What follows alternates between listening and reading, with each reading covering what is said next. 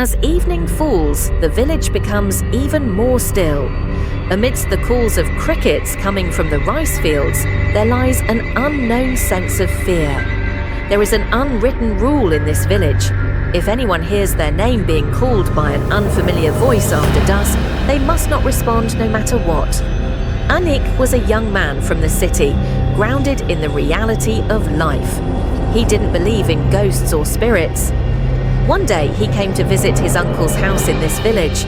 As evening approached, the elders of the house warned him, "Listen, Anik, if you hear someone calling your name after dusk, don't answer. Don't ask anything, just remember this." Anik laughed. "You're trying to scare me with these absurd stories. Nothing like that happens in the city. I don't believe in such nonsense." However, the fear in the villagers' eyes was evident. They had a deep, unspoken fear.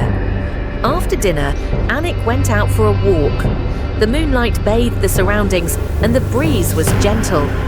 Walking along the village path, he eventually reached the edge of the rice fields. Suddenly, a voice called from behind, "Anik!" The voice sounded familiar, but there was no one around. He froze. "Anik, can you hear me?" The voice came again, louder now, as if someone he knew well was calling him. Curious, Anik replied, "Who is it? Who are you?" At that moment, the air around him grew heavy. The cricket chirping stopped. The rice plants seemed to tremble, though there was no wind. A chilling sensation washed over Anik. He quickly turned and ran back to the house. From the next day, strange things began happening. Anik's health started deteriorating. His face grew pale, his eyes became shadowed with dark circles. At night, he felt as if someone was standing by his window, watching him.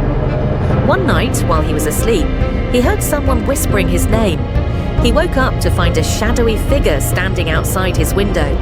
It had no face, just two glowing red eyes. Fear gripped him, and his breath became shallow. Before he could speak, the shadowy figure vanished. Days passed in this eerie manner. The villagers noticed Anik growing weaker and weaker. The old grandfather said, "I knew this would happen." He answered the call. Now it will be hard to save him.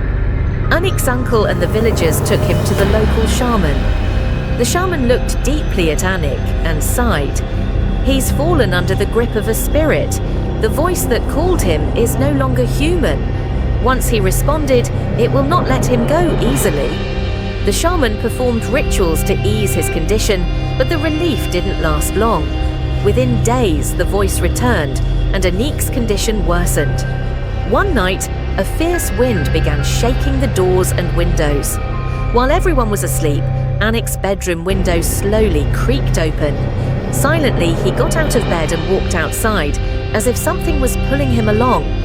The next morning, the villagers discovered that Anik was gone. They searched everywhere but found no trace of him. The only clue was his footprints near the rice fields, which suddenly disappeared, as if he had vanished into thin air. From that night onwards, when people walk near the rice fields, they sometimes hear a voice.